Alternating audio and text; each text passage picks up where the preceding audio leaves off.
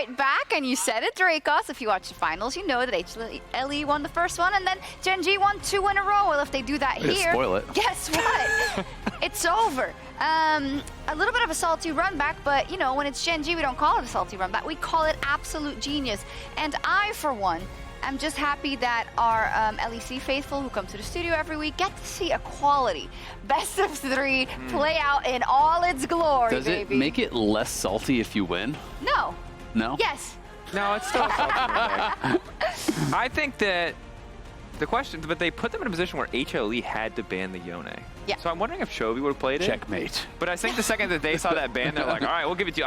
We feel like that might have been the problem, so we'll just go run it back one more time without that particular card in the equation. Yeah, we have a couple of replays to get through. First off, I want to get to the one where Gen.G really took control with a very clean team fight. I think a lot of that was reminiscent of the game before that, but here they also really shut the door. Yeah, and you can just see the confidence on their engages. At this point in the game, they already have a pretty decent gold lead, but there's so many fights just like this where they're getting so much space out of using the Nocturne ult, out of these proactive engages coming in. The Aurora ult as well, isolating a lot of these key targets. Kiin is, in a lot of these fights, single-handedly zoning people away with like the threat of the ultimate, not even the ultimate itself. As long as he has that cooldown, it's so difficult for HLE to play these fights out. I mean, it just looks so miserable, you know, for Viper on the other side, trying to play the Jhin in these situations, because they were always the one getting engaged on. Someone's always playing the fight in his face. Azel, you were noticing during the game, right? We saw last game where we had this turnaround team fight by HLE, but also the utilization of Yone specifically, which we've seen in many other games as well. And you kind of wanted to talk about the difference between Yone and Akali or the class of champions in that same situation. Yeah, exactly. I mean, it's like you can try to replace Akali with, or try to replace Yone with Akali or Yasuo or a Sylas or something else like that. But the biggest difference is that when you're playing Yone, you do not have to commit yourself to these plays to actually fish for a kill. You can E in, use that, ult forward. You can be chasing someone so far to actually be looking for a kill like this. But in a situation like this, instead of him being able to snap back, he goes over the wall. He's going to actually put himself at risk of getting CC'd, of getting locked down, of getting burst down. And the other main difference is that Yone has so much follow-up CC. So when Rel goes in for a really big engage, Rumble drops the equalizer over the top, and Yone has that follow-up CC. You have the knock-up of your Q3, you have another little CC and knock together with your ulti as well that is holding them in that damage. So it's the safety, it's the follow-up CC, and I think that is really what is setting this champion apart from all the others in the same class. And when you look at the champions that are so popular right now, the Jhin, the Rumble, I think Kai'Sa as well, these are champions who benefit so much from Yone, and if you swap that out for literally any other mid laner, it diminishes their effectiveness so much. Whether it's the follow-up CC, the damage, the CC to set up for Jhin, there was no poke in this game. Like, you always want something to hit long range with Jhin so that your W, that snare, feels like an actual real tool, and I feel so bad for Viper because once you fall behind against the Aurora Nocturne composition, you're not really playing League of Legends for the rest of the game. It's difficult. I was holding out for that hero moment, but yeah. So you're saying Zeka is a one-trick Yone? Question mark? He's got some more tricks. He's got more tricks. That's just the best trick. It might be everybody's best trick. It's a good trick. I know. I'm purposely underselling him because I know he has something in the tank still. But we also want to take a look at our HyperX Reflex replay where Lehends drives the Rift Herald all the way home. And it's really important to understand Lehends. He lives his life a quarter mile at a time, you know? Nothing else matters. Not his mortgage, not the house, not the family and all their bullshit. For these 10 seconds, Lehends is free. He's living his best life. Lehends doesn't have friends. He's got family. Look, and the thing is just, I've been told, shout out to Chronicler, he's like, Lehends is not allowed to drive. He does not have a license. On the team, they're like, no. Anyone else can take it, not you, sir. Lehends is his own man. He clicks that Herald, he's in there. We thought it was going to be, the mid lane matchup. We thought that's where we were going to be focused. But no, it's a coming of age story for Lehends as he's finally allowed to drive. He reaches out, he finds freedom. I mean, allegedly behind the scenes, he's driving a lot as well, right? We always hear these epic tales of him being a mastermind, right? When it comes to in-game decision making and strategy. We always say it, and everyone always gives the caveat, we hear this. I'm sure it's true because... Or it's just a misinformation campaign. We can just make it up. It's true. You know what? After a play like that, he deserves a little misinformation in his favor. Let's start the misinformation campaign right now. Let's lock it in. Let's take a look at the side selection. I don't know if it's in yet. Is it true that he also lanes for Chovy? I've heard he does everything at the same time. Wow. I believe you know, bold. Okay, HLE selects blue. That's probably the safest talk about bet that. of all time. Well, now we're in a position where we finally get to see if Gen.G will ban the Yone. I think it would be the right choice at the very least, but it does mean potentially leaving open something like the Aurora.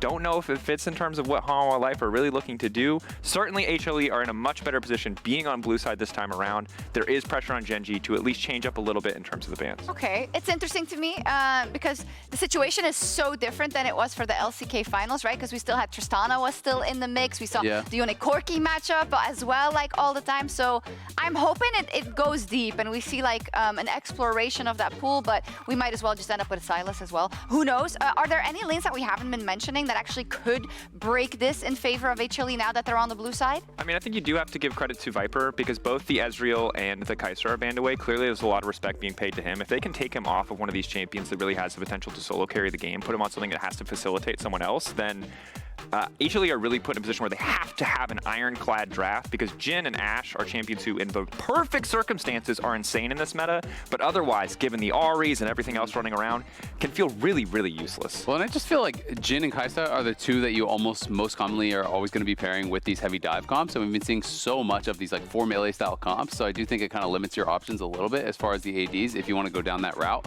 But I definitely am expecting Yone to get banned. My question is, will Ahri be taken away or banned by HLE on blue side, and what would then the shift become in mid lane? Because I think Chovy has been impressive, but less impressive than he has been regionally, especially as far as the laning is concerned. HLE winning out in some of these lanes, actually performing really well in those 1v1s is something that I wasn't expecting. You know, I was expecting Gen.G to take this series pretty cleanly, to be honest. Yep. I think Yone, you know, threw a bit of a wrench in the gears, but also HLE is just playing way better. Yeah, it's interesting now because if we're looking at a Gen.G 2-1, you can go like, oh, that first game was only that Yone. gunfight by Delight and the Yone, whatever. But I do think you have to give HLE a little bit more credit than that. We're very close to heading out to the casters. Gut check, who's taking it? You say Gen.G? I'm still on Gen.G. I was on HLE after the game one, but Gen.G have just been more consistent across both games. Despite the explosive moments from Yone, despite 1 or 2 engages, Gen.G in general have just been in a better position and have been playing the map just that little bit better around early objectives, and it's really paid off. And they've got family. And Lehends is allowed to drive now, and that's big. That's very big. It totally is. We're going to see if he's going to drive this straight into that 2-1, or if HLE is going to repeat their victory from the summer finals. Back over to my favorite. Oh, shucks.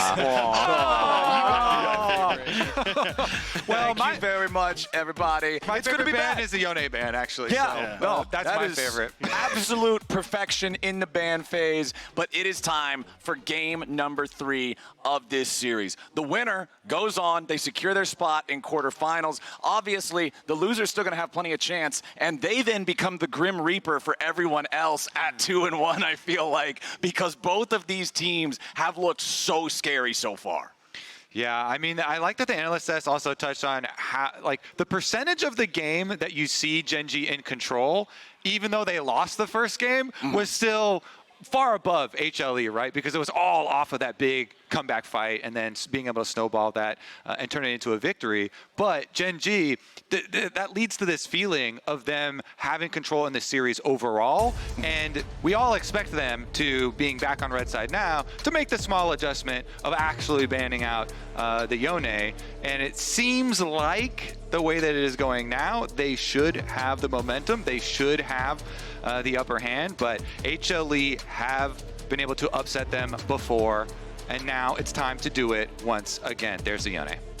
I'm also curious what happens with things like the Kalista, because we've seen it now a couple of times. Just having so much control over that bot lane is really put Viper and Delight in awkward spots from the get-go. So do you try and get rid of some of that early aggression, or even take it for Viper early himself so that then he can have a bit more control? But there's just so many question marks, because even down to things like the Aurora, more than likely still going to be open. Is that something that Hanwha want to try and facilitate here?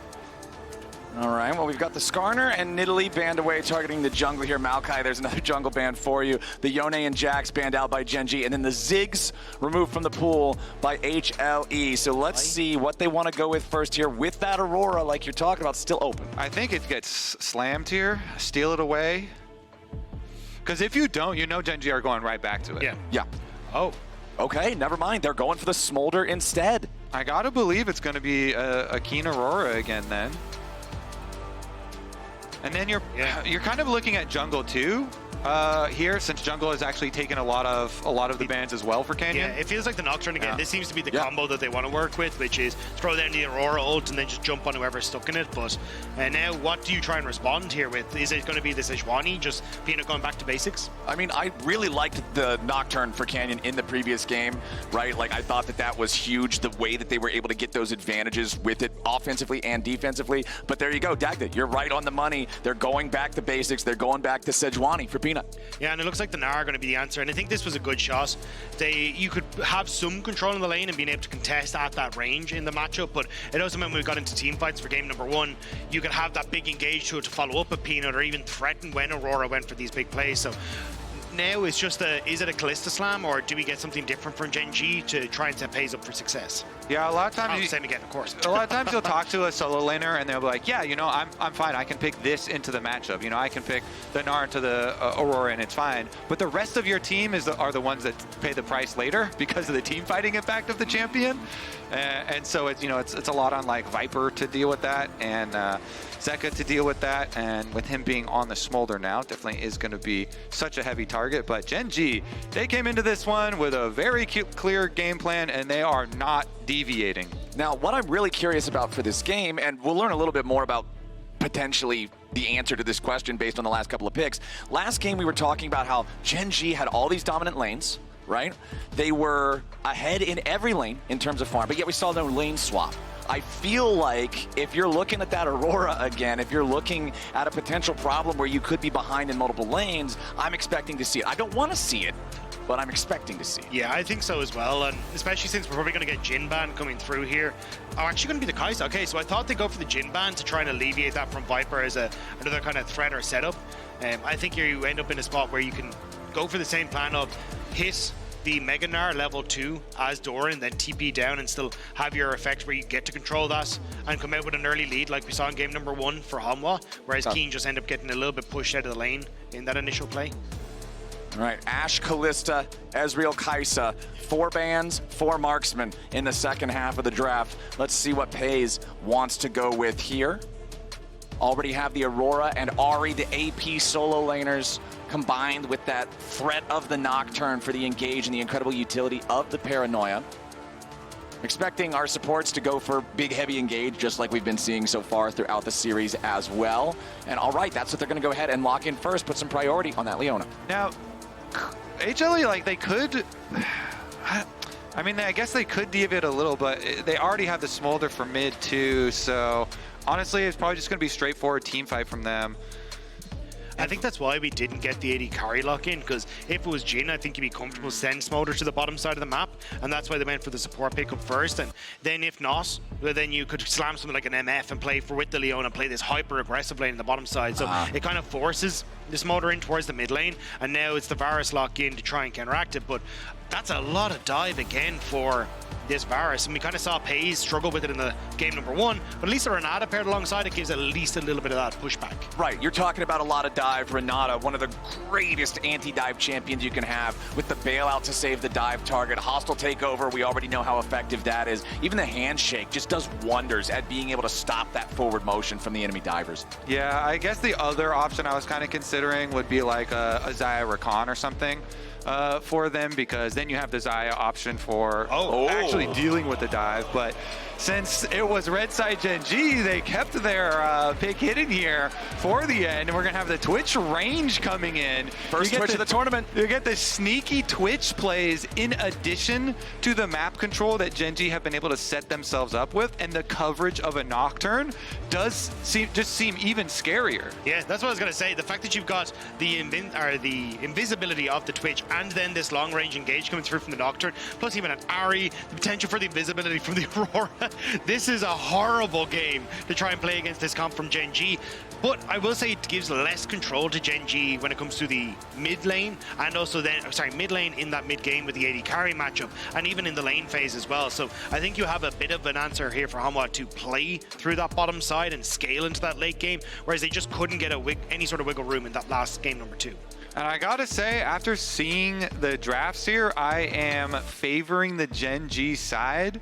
Not only do I like the late Twitch here to be able to pull off the sneak plays and the roam plays, But with the nerfed Smolder, like, I really feel like Chovy Ahri is going to have an impact, and they are going to be able to take control early. Canyon, as soon as he gets his level 6 on the Nocturne, it has been play after play for them. Okay, so I'm looking it up. Peyz has a lifetime professional total of 1 Twitch game. Yeah, but it was a dub. Is a win. That is important. 100% win rate Twitch is the pick here in this deciding game for who's going to quarterfinals now and who's got to keep fighting as we move forward in the Swiss stage. Oh, he's HLE hiding. back on the blue. Oh, he's already there. Peyz just creeping around. All right, nothing to be found. I thought he'd open up, but they didn't want to give away too much. Now Peyz will just kind of wander away from this one. But I do think the downside of Twitch is that you don't have as much push in the lane. When you look at comparative, especially the Hail of Blades on this Varus, looks like it will be Poke Varus that we're going to get as well. So Cooldown on his Q should be up. They could go again. I don't know how heavily you want to go on this, though. I think it is just to try and spot out a potential lane swap again, maybe, but I don't think you want to hyper-aggress here. I think it's actually, Gen.G were going for the lane swap because, again, I think your lane phase as Twitch just isn't strong at all here. Just go ahead, give it up, trade that off, play for more of the later stages. Yeah, I mean, your scaling is so good with Twitch. When you pop your ultimate, your range, very, very useful against what HLE are showing here. So definitely agree with it. Let's see how much they have to give up. Seems like no one is even going to stick around and try and steal away a camp from the enemy side. They're just agreeing, fine, lane swap.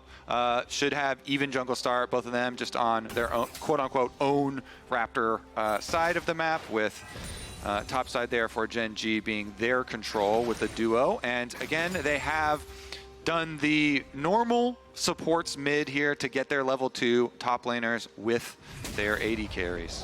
I do think, though, that the introduction of Smolder into the mix here has kind of put a bit of a timer on towards Gen.G. Like, yes, Twitch has great scaling, but I do think the Smolder just pops off so well in the later portion of the game, especially with the lockup in the front line that Hanwha have that Gen.G are missing. You need something to go your way early to maybe even set up Peyz to turn into this assassination Twitch instead. Otherwise, I think in that mega late game, I do favor Hanwha in this situation. And when Gen.G were playing so slow, so methodically in the last game, I think they actually need a bit more burst opening in this game. I don't know. I love Twitch late game. I think I'm just going to fully invest. I'm going all in. Okay. Like, Twitch with range late game just feels so... Oh, wait a second. Yeah, Lehends walking down here underneath the tier 1 turret, but the teleport will arrive. Kiin level 2 here on the Aurora, but man, Kiin is in some trouble. He flashes away, tries to use the weirding to keep himself alive. Delight survives the damage of the turret, and that's already a 1-0 for HLE here in the early game. They're about to make it 2. Peanut at least dies to the turret, so there's 1 traded back, but the play goes positive for HLE. And this is why I was talking about the advantages for Hanwha. This is such a squishy team from Gen.G. Even on the rotation down, yes, you've got Lehends there, but this Aurora offers nothing, and now already a phenomenal start for the Hanwha squad. My real big question after this is, what is Peanut going to do now? Because he actually goes down here, and since they did do their own side clear first, Canyon has a bunch of camps to pick up. We're watching the replay now. It's really nicely done on the first dive to juggle the tower aggro. It's only here in the second one that they give up number 2. Lehends is able to lock up Mr. Peanut under tower, and since he has Ignite late, but I really want to get back to live and see what's done with the jungle camps. Yeah, this is what I'm expecting, because Sejuani cleared his own red side first and then went for the dive immediately. Canyon got to cross over, and Canyon's going to have a very nice lead on jungle here, and especially with a Nocturne, that can cause, again, your whole team to have to pay that price. So while you do get the dive off, and the first kill was without response, getting the second kill, plus it actually gave over some jungle advantages there. Gen.G, like, it's not all bad. Yeah, I think Canyon is the big benefactor for Gen.G, but for Hanwha, Viper coming in, serrated Dirk already completed, gives him a ton of control on his bottom side. The only upside, I think, for Gen.G in the spot side matches is you're playing against the Renata. She's not exactly a heavy engaged champ that can look to just hard in on towards a fight, as maybe Lehends actually looking for one, but I think you're in an okay position to just continue to farm his Peyz with that lack of engage support. Nice little bit of a combo damage there between Delight and Viper's piercing arrow. That serrated dirt can lead to such an annoying trading pattern in the lane because it's just so easy for him to come out on top. As Doran just doing a little bit of proxy farming, Kiin needs to stay underneath the turret, farm up this big wave. Still a nice gold lead for HLE after the dive there in the bottom lane. Chovy versus Zeka back in the mid lane. Zeka is hitting that first break point on the stacking already so far. Pretty easy to hit that one. 25, giving you the AoE on the Qs to continue accelerating the speed of the farming there. Already has the first tier purchased as well after both mid laners have used that first TP, so wants to make sure that he's getting that stacked up as quickly as possible, spamming out all those abilities, making sure that you're constantly moving as quickly as possible towards those larger breakpoints. With the experience lead for Canyon, we're looking already at the Void Grub, so he can go Krugs over here towards it. And since bottom lane, they've actually kept both Delight and Viper down there for HLE. It really does seem like, well, even though they're actually getting the push, Lehends is already halfway up the river, so Lehends is kind of deciding right now. I think it's thinking of Void Grub against Canyon 6 as well. Well, yeah, which way Lehends wants to go. So I think Lehends is doing a good job kind of hovering here. He could go to either. And Canyon jumping on these Void Grubs. He does have his smite ready, so could get his level 6 immediately. Yup, and there it is. Canyon, level 6, first grub already down, Peanut retreating. I just love what they did there. You know, Lehends hovering in the river, in the fog of war, as the wave is slowly pushing into them. They're not really concerned about it.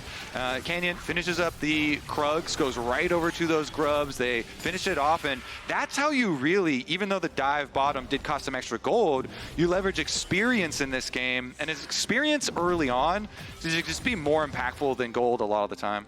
I mean, when you think about it, a champion leveling up gets, what, 300 to 400 gold in stats? Just having the extra level, boom, you're making up for that difference in gold as long as that champion's involved in the scrap. I feel like especially for junglers, too, and junglers like Nocturne that can then affect the rest of the map. So we'll see what he does with his first ultimate. Mr. Canyon clearing down his bottom side, so I think he wants to go bot lane here. Yeah.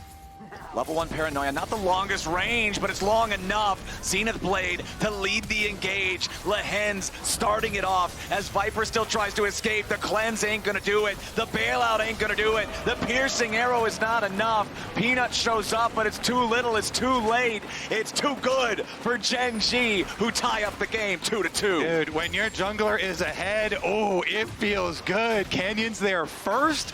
Canyon's able to close the distance with his ultimate, and even though Peanut arrives late, that's just level 5 Sejuani. Great.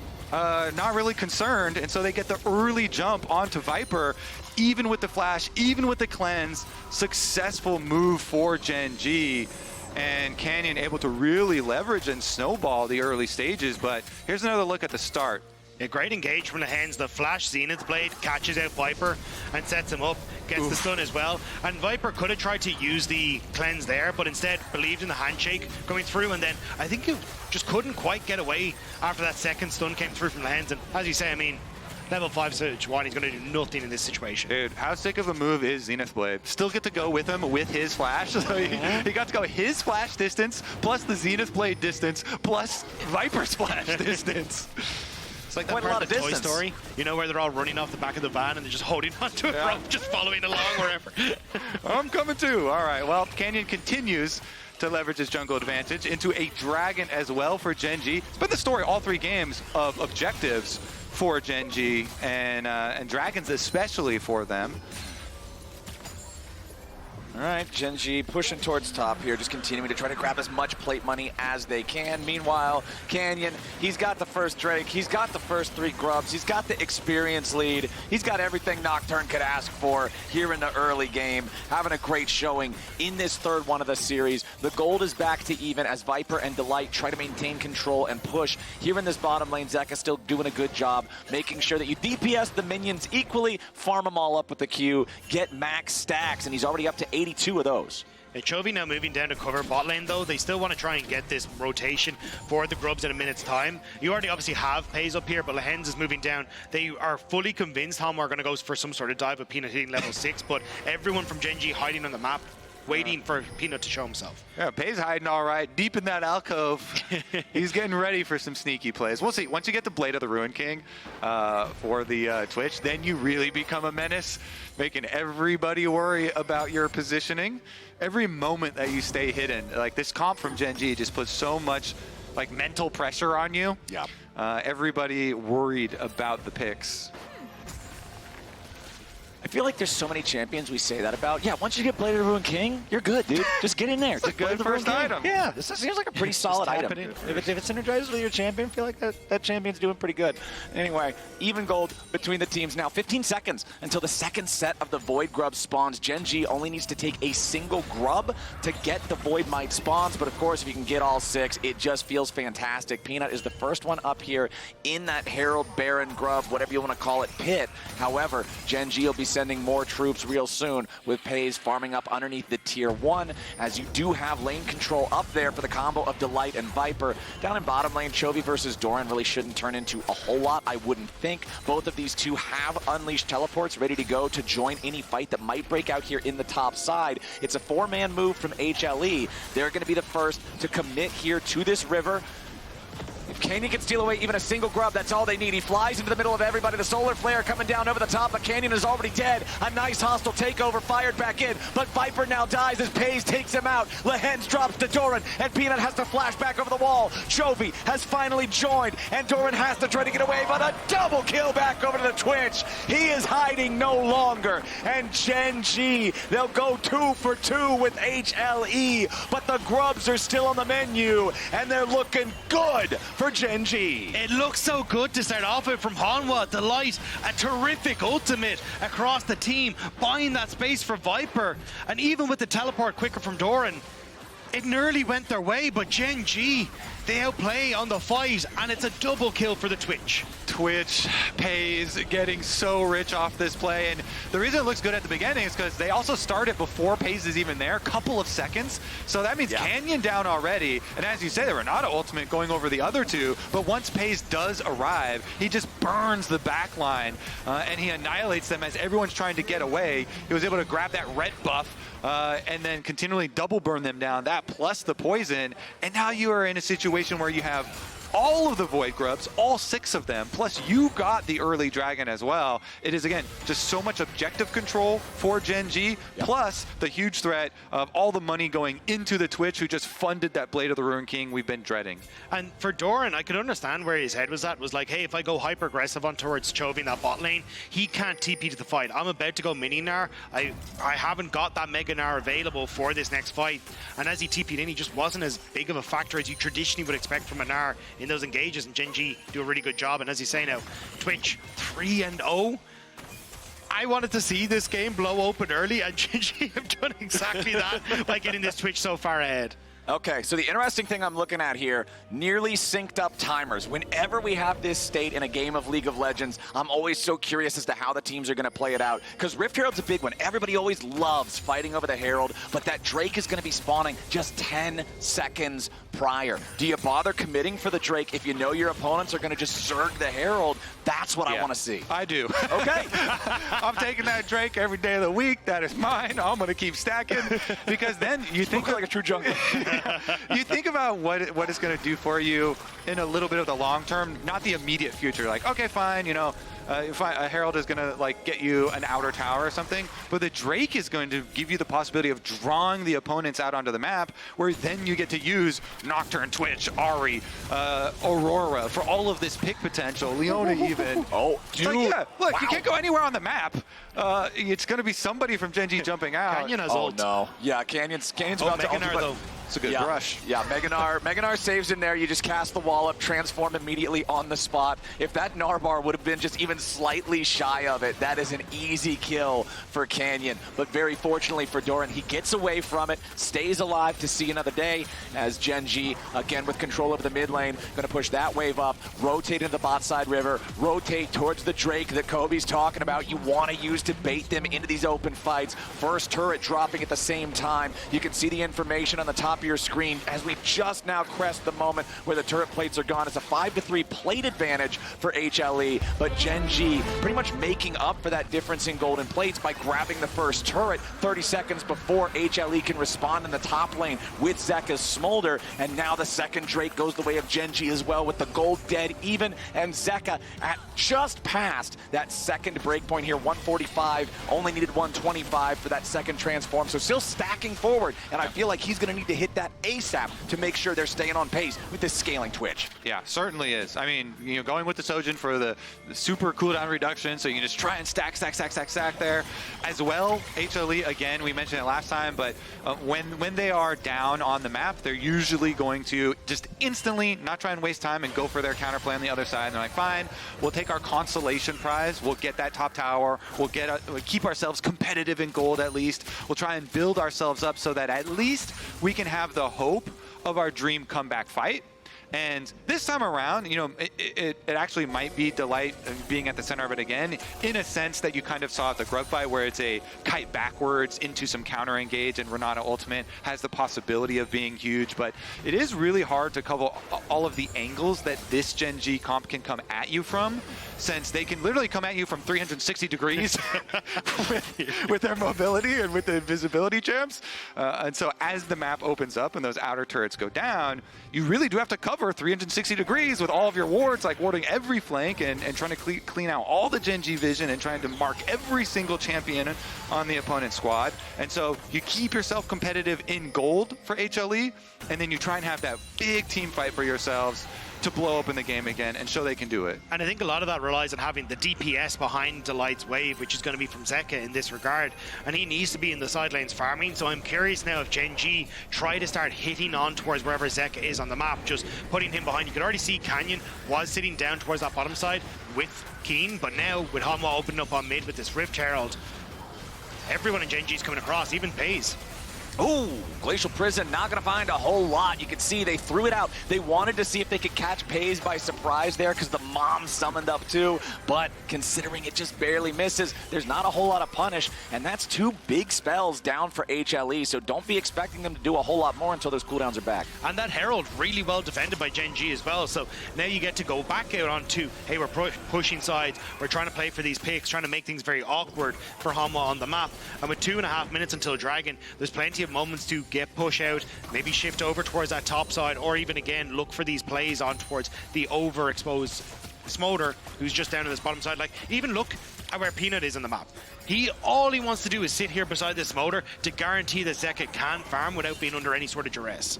And I think there's a lot of pressure on Peanut's shoulder to be the difference maker in this game. You know, frontline for HLE, they have the possibilities to completely disrupt the Gen.G game plan. Him and Doran, especially when both of them have their flashes ready, have the possibility to set up their team for success. And you see a lot of their vision invested on the top half of the map with all those control wards. Maybe, you know, there's some sort of like flank route or something there for them to get a little bit of jump towards mid. But currently, Gen.G, they just focus on the other side of the map. Again, always way far ahead of objective spawning. They go so deep, set up their vision, try and keep their Dragon priority alive and keep that threat building. Okay, so Gen.G might have Dragon priority in the traditional sense that we think of those words, but Zeka and the rest of HLE's Dragon priority is on these last 30 stacks that they need. He is getting so close to the 225 breakpoint, and I feel like when they hit that, that might be when we get to see HLE punch back a little bit. That might be when we get to start to see what you were talking about earlier with this stronger front line that still has some artillery behind it that could force Gen.G into an uncomfortable fight. But Gen.G have done such a good job this series of continuously stacking Drakes to deny those opportunities for Hanwha to like scale or find ways to open up on the map and trade up in favor of getting Zeka this gold. And again, with this is an Inferno Soul. Gen.G have high rolled to all hell with the souls they managed to get this day. But it does mean that you have to fight them and you have to come at them. And for Gen.G, I think you're pretty happy with that, because look at this Smolder, the second item not even completed. We should have it on reset, but it's also a build that comes on much later because you haven't gone for that Triforce to try and hit that breakpoint in the mid game. And Peyz also already has the Hurricane here, so the Twitch just gets to melt multiple targets from a very safe distance with the ultimate, and kind of leverage the Nocturne vision even more, because you can just be so far out of reach of opponents that you end up getting to free fire in these team fights. And we'll see Gen.G once again. Here they go. They set up way ahead of time and see if they can get the advantage. HLE though, looking to fight back. They've got the brute force. They get their mid lane push first before transitioning into river. I would definitely like for Peanut to be with the rest of the squad here though. Yeah, there we go. Get yourself a tankier member on the front line. And here we go. Peyz is still creeping around on the Twitch. Wants to make sure he can get that chance to open up. Kiin will be the last one to join the rest of Gen.G here in the bot side river. The Gnar separated from the rest of the team. Doran's about to transform back from Mega Gnar. This is not a good state for HLE to try to go in for a fight. They wanted to try to grab Lehends. There's the handshake with Mom over the top, and Zeka gets the first kill. They're trying to go between worlds. Kiin is in the front of everybody, and Peyz is free firing. The kills start coming in from both sides. Make it 3 for Peyz. 2 of them picked up by Chovy, though, as Peanut and Zeka try to get away. A triple for Chovy, and Peanut's the last man standing. Chovy cleans them up. A quadra kill for the Gen.G mid. Kiin is putting the fish in the barrel for Peyz and Chovy to knock them down. Gen.G wanted one fight, and my God, did they get it. They certainly did. They get the dragon and they get the smolder. So both dragon's flowers, everything taken care of, including 2 turrets afterwards. It's insane how much they get off this. But Peyz, I want to highlight, around the top, flanks on the Twitch. So even though Lehends is down, as you say, Aurora ultimate groups them up, and Peyz opens up from the top side, out of vision of the enemy team. Nocturne ultimate goes off, and Chovy just going free and rampant here on the Ahri, chases them all down, gets the last little bit of the kill here for the quadra on his Ahri. Reset after reset. I mean, this has to feel good for Gen.G. The revenge for the finals in the LCK, but heartbreak coming through from the Hanwha coaches. Just having this moment where you can fight back when it was supposed to be yours, and Hanwha came out and snuck it away from you. Gen.G have a lot to prove here against them today. Yeah, and I like what they've shown. They've committed to this core of Nocturne turning out vision. You know, Canyon being a real strong point person for the double AP carries that they lock in over and over and over again. And I really like the execution as well, as Chovy gets a little bit frisky with the mid lane here. Well, Viper tried to catch him with the Chains of Corruption, since that's already down, and Chovy already had to use the ulti to escape, and he feels fine trying to scrap with the rest of the cooldowns, as Canyon and Lehends have to try to get away now. They try to flash out to survive the Glacial Prison. Peyz is firing into everybody, but he's finally caught. Zeka kills him. Gen.G has overextended, and they are punished for it. Doran, huge with the Gnar there. He's not going to let that happen again. To go straight for Peyz, knocks him in. They get 2, Kiin down, Peyz down. Hanwha Life not going to go out without a fight. This Runan's Twitch, though, still got the damage done. That could have potentially been Hanwha turning over towards the Baron, but blinking health bars on Viper, on Delight, on so many of these Hanwha's members means that, yes, it's some kills, but you don't get the objective afterwards. And look at the timing window here, because it is very close. Peyz is there. He is waiting. He wants to open up. He sees all these abilities used. He's like, there's no Sejuani ultimate. And boom, Kiin comes in, but Doran says, not on my watch. And they instantly shut them both down. And like you're saying, a couple more autos, boom, the whole team is just destroyed right there. So again, the instant turn to immediately go for both of them. Flash used from Doran, but that was a very worthwhile flash. The way that it looked, 1 auto kills 2 of them, and then there's not even enough for the remaining 3 guys to fight. It would have been a total wipe. Absolutely clutch to not let Peyz get away with that. HLE doing everything they can to try to stay within striking distance in this game that, just like the first 2, Gen.G has been in charge of so far.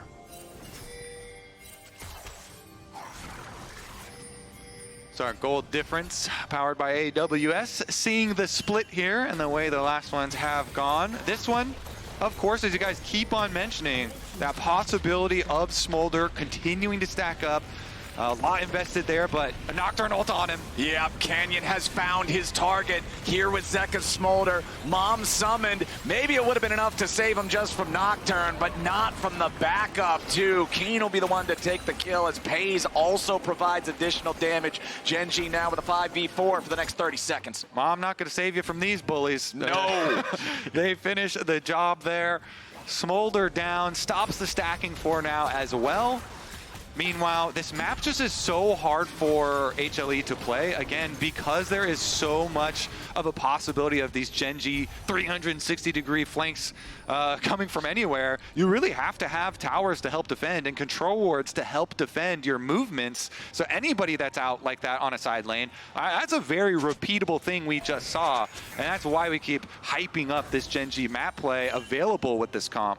And when Zeka gets 360 no-scope 30 seconds before Dragon's out, he needs to TP back out onto the map, because otherwise Gen.G just get to pull the trigger once more. 8 seconds until Canyon's here. Zeka not out on the map. Even Doran's resetting. He just went mega too, so needed to clear out the way, but it means that coming into this, Hanwha have to buy time before this Gnar can have an impact. No flash available as well to try and threaten Peyz. Okay, so the rapid fire cannon being completed for Zeka, I think is really big. Allows him to try to poke these guys a little bit before the hard commit comes out for Gen.G.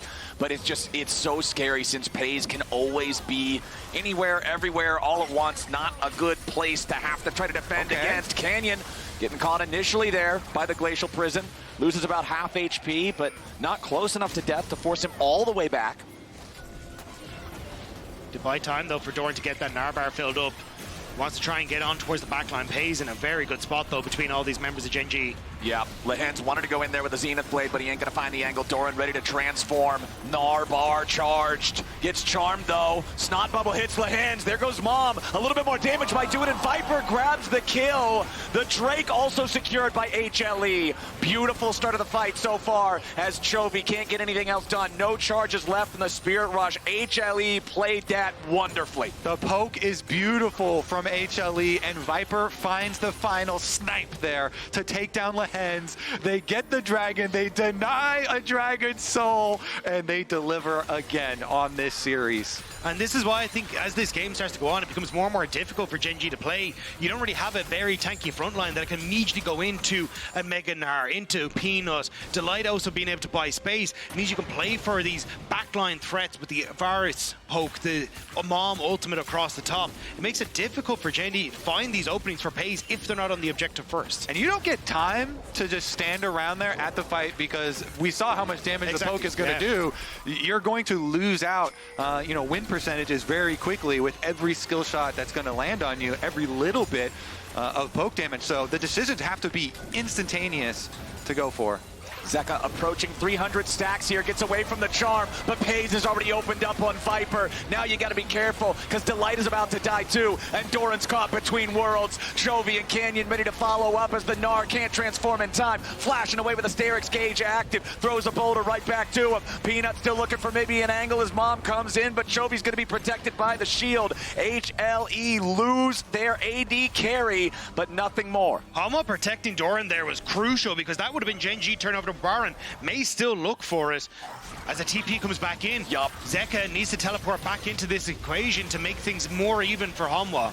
The teleport seals the deal. Baron's the target. Gen.G already got it down to about half. Doran here on the front line. Baron at 6k HP. HLE piling in. Lehends tries to get away. Doran still at about half HP now as Peanut has to fully escape Arctic Assault backwards. It's Baron so still aggroed at 3,000. Doran still trying to transform. He needs to go into Mega Gnar. Peanut's behind the wall into the pit, but the Baron's going to be secured by Canyon. Now HLE trapped between a wall and an enemy team. Canyon gets the kill on Doran, and Chovy goes over looking for a little bit more. They want to kill the Smolder, and Zeka pops. They all drop, and it looks like the hopes are done, dead and gone for HLE. Gen.G with a home run.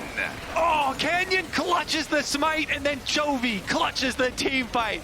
Here's another look at how low they get. Poked again inside this Baron pit. Lehends is forced to flash away, and you can see it burning down there, so close to execute range. Baron trying to finish him off too, and then Chovy still full HP on the Ahri. He moves up, and he actually puts so much pressure on the rest of the DPS of Hanwha that Canyon is allowed to stay in. on the Baron smite. He secures it, and then Chovy goes in with the rest of his charges to finish it off. What a duo there. Really clutch on the Baron fight, even with all the extra damage that had been received by the rest of Gen.G members. They pull it off. The flash from Kiin was so sick as well, because he gets him out of the pit, went for Doran. I like that. He just, please tell me I'm seeing this correctly. We did come out on top. But yes, Gen.G outplaying in the moment, and now a Baron up a 4,000 Red Bull Baron power play. And a minute and a half until Seoul. They just get to keep pushing in these waves, push Hanwha into their own base, and then fall back and collect another prize. And that has to be the nail in the coffin for Hanwha in this series.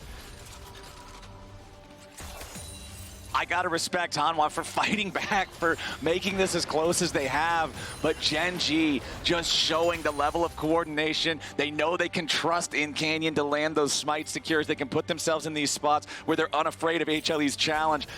Even though they've got this level 16 Smolder, even though he's got 325 stacks, Peyz's Twitch, 6, 1, and 5. Highest kill participation of anyone on the team. Yes, it's only by 1, but it's still first place. He's doing great. And that's the thing, we focused a lot on like Canyon and Chovy in that fight, but it was Peyz who assassinated Viper, who got him caught out with Canyon to start off that play that set this whole rigmarole in motion. And it's Peyz that has really been stepping up on this Twitch to find those clutch moments. And Hanwha, you can tell they just aren't used to playing against that potential invisible threat just lurking in the darkness. Peyz, a rat all along. Able to jump out, make a clutch pick. He's one of us. All right, can they close it though here? Gen.G now with massive lead. Oh, HLE walks way too close to the brush, and there's no way out for Delight with Renata down. That's your big anti-engage mechanism. That's your chance to try to turn it around if Gen.G jump on you, and he's out of the picture. It's an easy Infernal Soul, no contest. This goes over to Gen.G now, and I feel like Hanwha's chances have nearly completely disappeared. Yeah, you're talking about nails in the coffin. They've got the nail gun out, and they're just spamming nail after nail after nail. Yep, that's gonna be new Twitch coming in soon. DIY Twitch. Another one bites the dust, and another objective here. So, who will be the next one picked? It looks right now like Doran's gonna be the next one picked. Am I allowed to bet? Is it too late? I think the betting window, no, the betting window is closed on this one. That is it for Doran. 50 seconds on the respawn clock. Peyz just creeping through the mid lane here, invisible, marking that ward that he just saw placed down.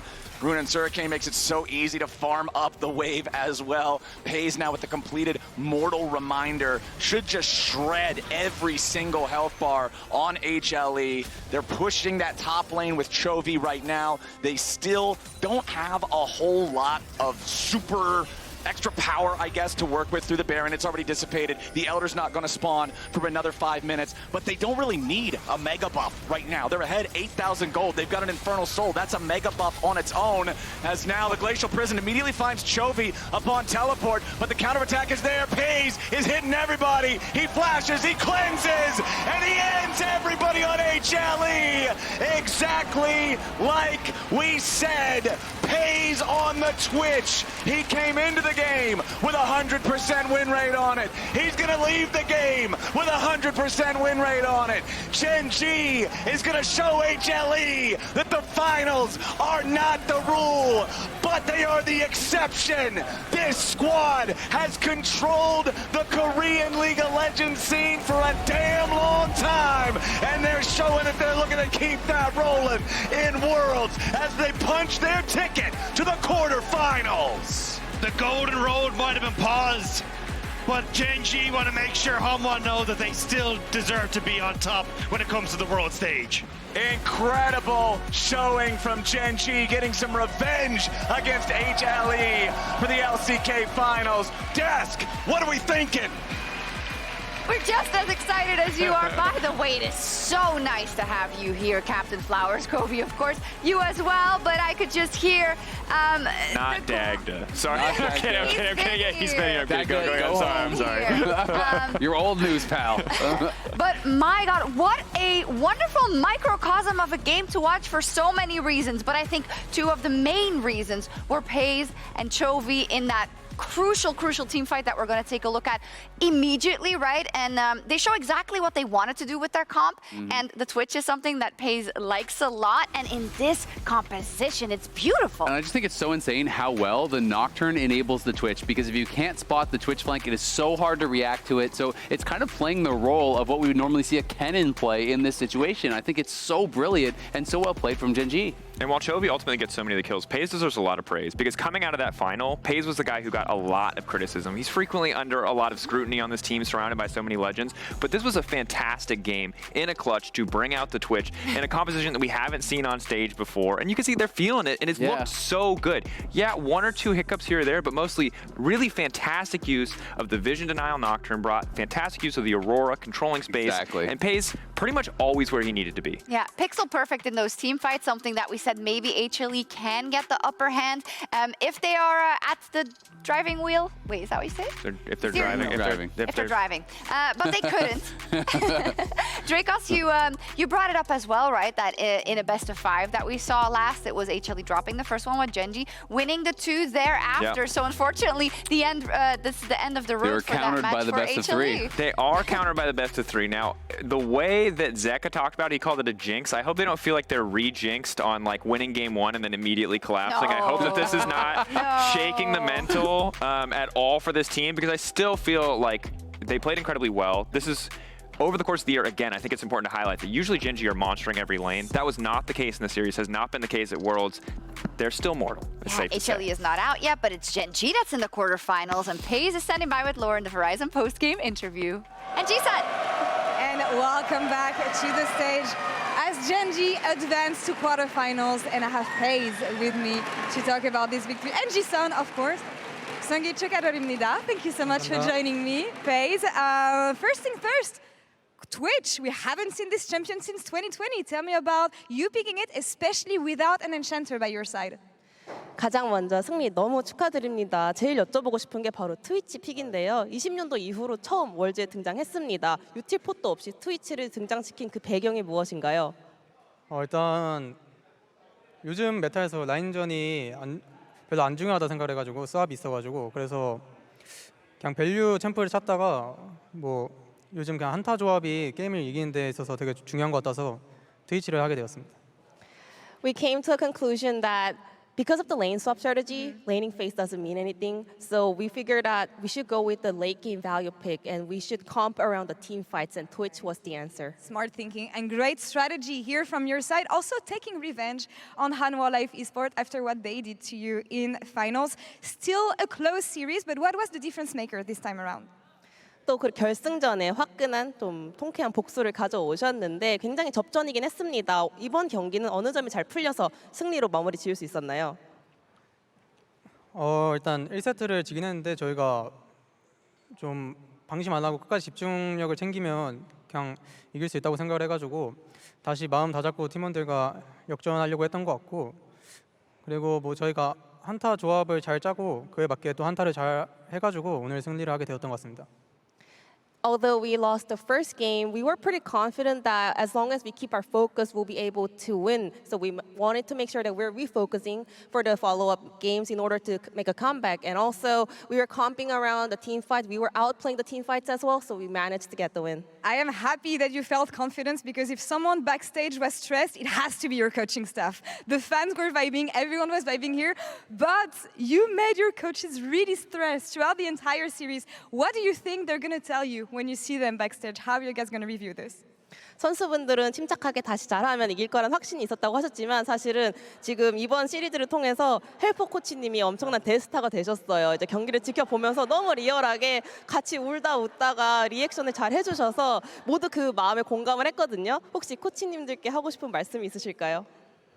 일단 헬퍼 코치님이 평소에도 뭐 장난칠 때나 그럴 때 리액션이 너무 좋아가지고 저희 팀원들끼리 놀리긴 하는데 일단 잘 받아주셔서 너무 감사하고 그리고 코치 감독님들께 너무 감사하다 전하고 싶습니다.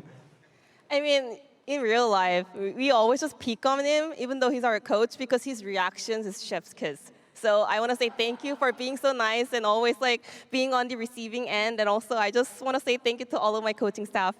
Shout out to Helper. Must not be easy, but you guys make it to quarterfinals as one of the favorites, if not the favorites in the tournament. Peyz, how are these expectations around Gen.G waiting on you? 이제 8강을 진출하셨고 아직도 많은 분들이 우승 후보로 꼽고 계십니다. 이제 젠지에게 어느 모습을 또 좀 기대해봐도 될까요? 일단 계속 기대해 주실 만큼 또 기대를 하면 저희가 부응을 할 테니까 기대해 주시면 좋을 것 같고 작년에 아쉽게 8강에서 그쳤는데 이번에는 저희가 바라보고 있는 더 높은 목표를 달성하는 모습을 팬분들께 보여주고 싶고 그래서 열심히 하겠습니다. If you guys can keep your expectation high, we will also make sure to meet those expectations. So thank you for your attention and support. And last year, unfortunately, we had to stop our World's journey at quarterfinals. But this year, we're aiming for something even much greater. So please keep supporting us. Looking forward to Gen.G in the next stage. That's all for us here. Thank you so much, 감사합니다. Peyz, thank you so much. Just an amazing job as always. And that's all for us here on this side of the stage. We'll be right back for another interview tomorrow. Yes, many more interviews. That was wonderful. Sometimes, Peyz, I know that Laura sometimes says that he has some interviews where he's thinking for a long time, but I think the adrenaline carried him through this one. He was obviously very, very happy. I mean, how could you not be? How could Again, you not? the Twitch, I just really want to celebrate the Twitch. He's had a lot of good games so far this tournament. Gen.G as a whole are on a roll, and Peyz is certainly a big part of that. And I mean, they got revenge for the LCK finals, right? You know, Yeah. so you get to have that. You get to be the first team, from your region through to quarterfinals as well. Yeah, and Azael, you actually noticed something in the team fights at the Nocturne. Tell us what you noticed. So it's one of the cool things when you are playing Lethality Varus, you can go Edge of Night. And so Edge of Night actually does block the Nocturne vision that gets taken away. So this is from Zeka's point of view. Look how hard it is to play this fight. So what needs to happen is you need someone else to take over the shot calling. So now we're going to watch it back actually from the Varus's point of view. So when Nocturne ults, you'll see he loses his spell shield, but he keeps the vision.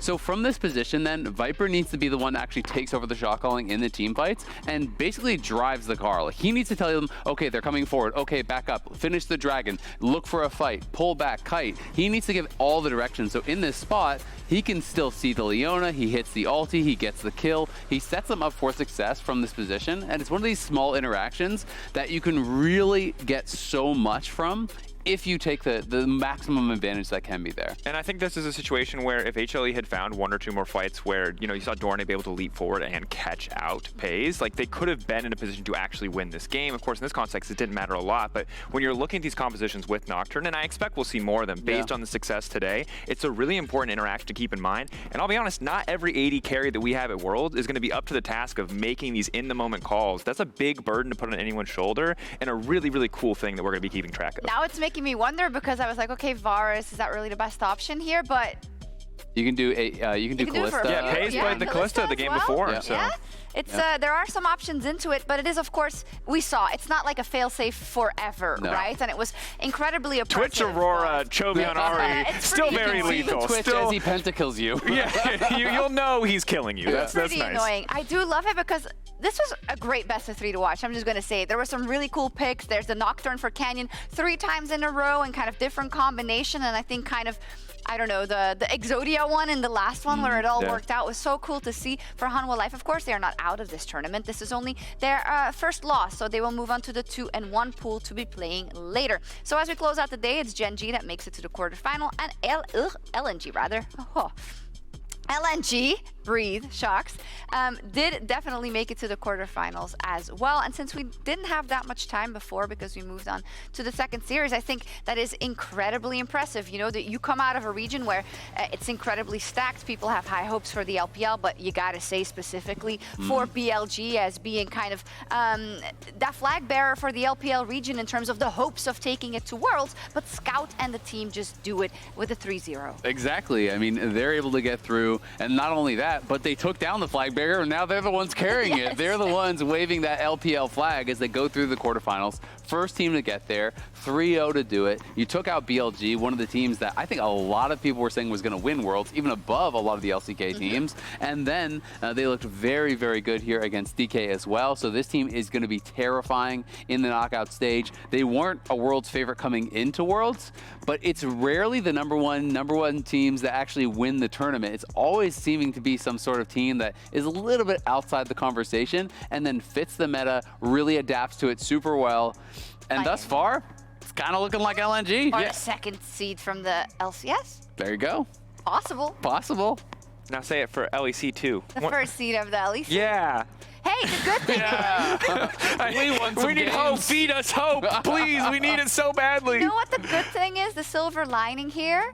G2 already played HLE. They don't have to play them again in Swiss. And now they also don't have to play Gen.G. So now you can get a really easy draw like BLG. Yeah, you know. It's not funny. It's no problem at all. And after what happened last year with NRG, there are no easy draws. And then in the 1 and 2 match, it's going to be even better because then you can play the loser of T1 BLG, which is also really easy. Yeah, it's just... The draws are all great here. There's so many. Sunshine. I don't like being between the two of you. This is not... It's too much stress. Speaking of walking on sunshine, you thought we were done with the best of ones? You Think again. Incorrect. Tomorrow we have Nice try. 4 of them. This is, of course, our 1-and-1 pool. TES versus Fnatic kicks it off first. No, I'm not on the desk. You do not have to despair. BLG versus T1, then PSG versus Fly, and Weibo versus G2. What are you thinking?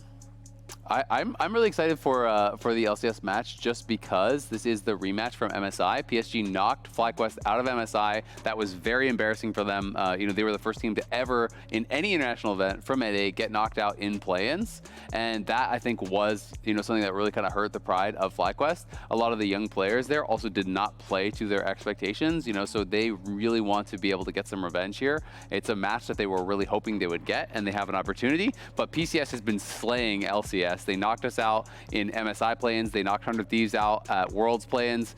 If they beat FlyQuest again, it's just like, all right, okay. All right, and also the rematch versus MDK did not look hot for MDK. So I don't think he's really good. Yeah, this I is think the first best of 3 was false data. I'm not taking anything away from MDK, but PSG had not the right meta read. They, you know, it didn't feel like it was them. They have leveled up. Maybe they are again that Korean killer. Who knows? But they're going up against FlyQuest first. Well, for our European brethren, that's myself. What am I saying? My European brethren. Yeah. We have Fnatic versus TES. I've seen this a couple of times before.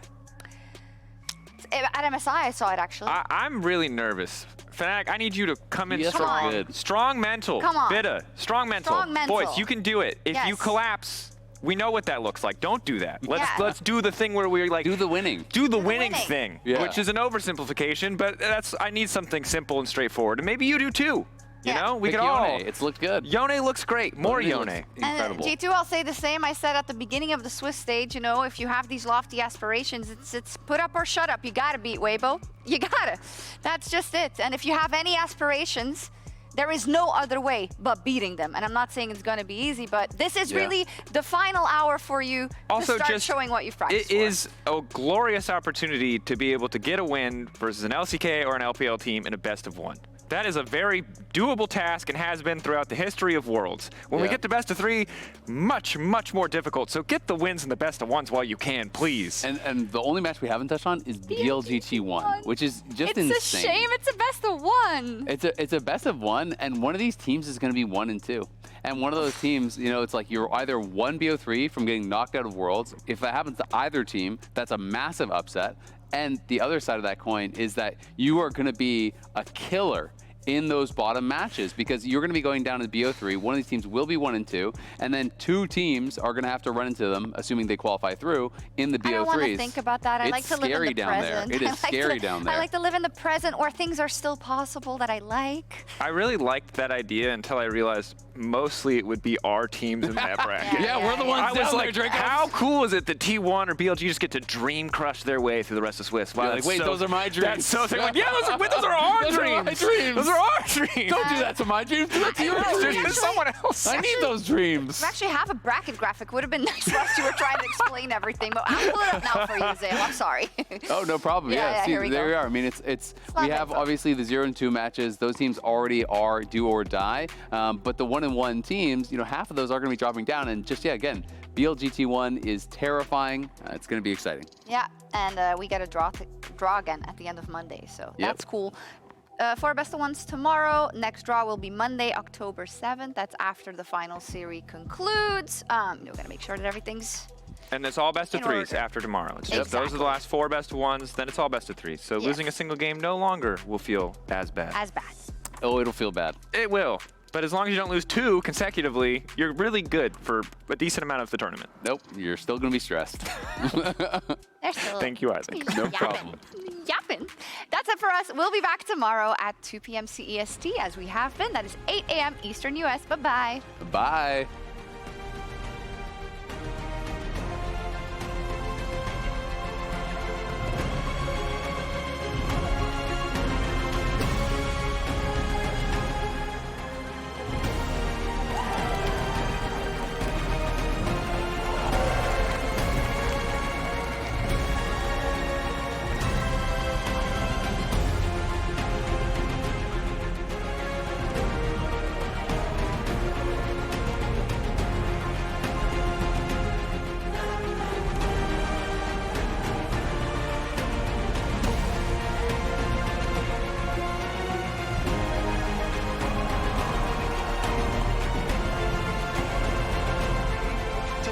Grubs, can they finish the last one? Oh no, they will not!